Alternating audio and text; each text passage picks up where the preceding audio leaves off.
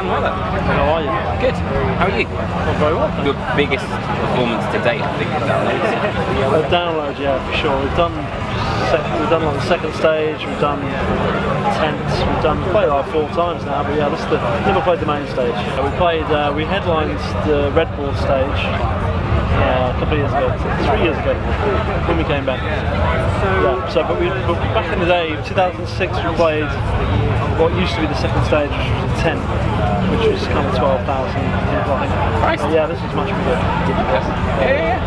So let's talk the future in whose eyes. So you produced the album? Yes. Entirely yourself? Yeah. What was it like kind of having, was it difficult to take your producer hat off and your band hat on? Yeah, it's not easy actually. I think, it was really difficult. Yeah. It's difficult to the point where I think, would I want to do it again? Maybe not, if I'm honest. But equally, I love it, and we don't necessarily trust anyone else to do it. Because the music's so left field. I think to find someone that really understood it would be difficult. I think.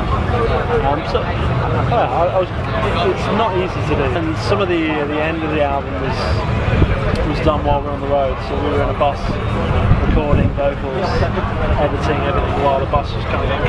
Oh, so that made it quite intense. But we got it done, and the reviews have been mental. Right? We haven't seen a bad review actually, which is rare for Sick because we're quite polarising. So every review we've seen across the board, all over the world, has been positive. So I think we did our job. So was it kind of like a logical follow-on from that, or? I mean, Opacity was kind of like us dipping our toes back into it, I guess.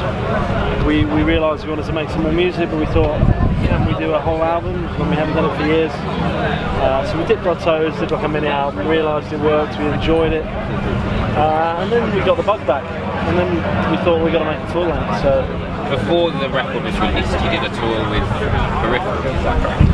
Yeah, we did a US tour with Periphery last year, and then just 6 weeks ago, a couple of months ago, we did a 7-week tour with Trivia around Europe. So that's kind of it. We haven't really done a new album tour or anything. This is the first time this week is the first time we played anything new. Oh really? Yeah. Oh cool. So playing a new song for like the second time in front of thousands of people is quite scary. And Coughlin's done pretty good, mate. Yeah, it was fun. It's quite easy to play for Sick. Never going to get any easier than that, so we like to play that. I was like, when I heard it, I was like, this is almost too simple for Sick. Yeah, it's not normally our thing, but we quite like chugging and sound just meaty riffs, so we're not afraid to do that. Is kind of the rough concept to do with technology and how it's kind of distancing us, but it's meant to be? I don't write the lyrics, so it's not really for me to say, but I know Mikey's approach is he's quite a spiritual person, so I think he's constantly frustrated by people's sort of detachment from their inner goodness and inner spirituality. So I guess as much as a really brutal prog metal album can touch on that, he does. But he'd have to answer that lyric. It's not really the magical world of Mikey Goodman is something I wouldn't be able to sum up in a sentence. Mikey sees things in a sort of cinematic context. He makes the songs come to life by telling their stories. So he feels things when he hears us write the music, and he brings them to life. So it's great because it makes the songs sound, like I say, cinematic, and it paints pictures from the songs by which aren't there pre him writing his lyrics. Okay.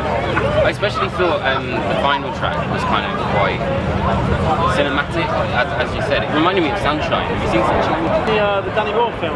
Yeah, really good. I just wrote kind of ethereal music that made me feel something, gave it to him. Okay. He picked the ones that he liked, told me the ones he didn't like, and he wrote lyrics over the ones he liked. And that's literally how it came together.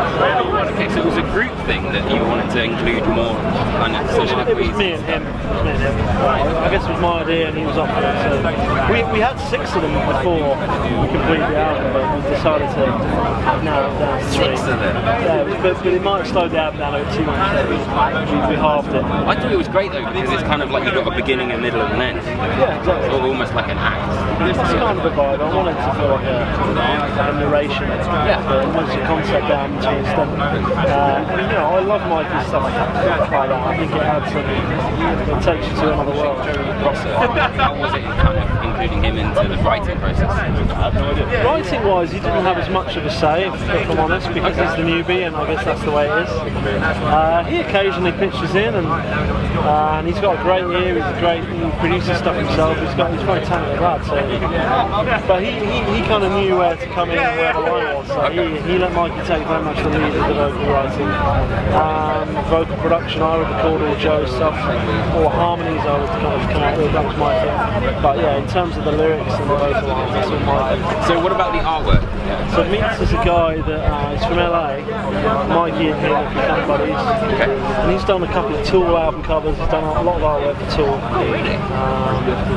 And I think he was into SikTh's and Mikey and him had a discussion and I called up to TheMetalTris to do some artwork for it. They were like, great. Why not? So he came up with his artwork and we were all like blown away. So yeah, it was a very simple process. Not one that me or the rest of the guys got involved with. Nike and Meats did it all. Really? We had nothing to do with it. They had a vision, we let them run with it. No way. Is that why he's got dragons? What's kind of the plan now that the album's out? One is to see how the album does. You know, we've got kind of a cult fan base, it seems like, around the world. You never know how big that fan base is. And like with anything in this industry, people have got to pay for stuff to happen. So we want to tour, we want to go and play to places around the world. There's places we know we have a fan base we can go straight back to, Japan or maybe America. There's places we want to open the band up. So I think it's just letting the album seep in. You know, with 6 records, you know, when our first albums came out, no one really gave a fuck. We had a fan base, we don't give a fuck. It was only with the benefit of time the bands got bigger, because the albums seep into the metal scene and people play to their mates and all that stuff. So that will be hopefully the same with this. It's out there, we don't need to half sell it. People like it, that's all that matters. And then on the back of that we'll see how successful the band becomes and we'll play along with it. Because you're getting on the back of some pretty big tours. Yeah, we did Slipknot and didn't do much bigger. Yeah, and I think I don't know, I mean, who knows how big SikTh's could be or how big SikTh's is or how small SikTh's is, I don't know, it's an acquired taste. Literally all I care about is the quality of our music. We put on a good show when we play live. We're not really actively out there shouting everybody please listen to our record. We love it. Word of mouth is always the thing we rely on. Just let people talk about it. And finally, how did you come up with the name SikTh's? Well, our old drummer Gaz, he now drums in Frank Carter and the TheMetalTris. He came up with the name for them. Yeah. Oh really? I think we just sat down in the other guitar player's living room one night and we were just literally like, what are we going to be called? And, there were 6 of us and someone said the word SikTh's is quite good, and then someone said you should change the extra K. That was it. No way. And we were like, yeah, that'll do. And I mean, we're talking 20 years ago almost. So, and you know, the song we came on with today was written in 1998. So, you know, we're talking old music. Yeah. Time for some new music. Well, thank you very much for having a chat, mate. Cheers.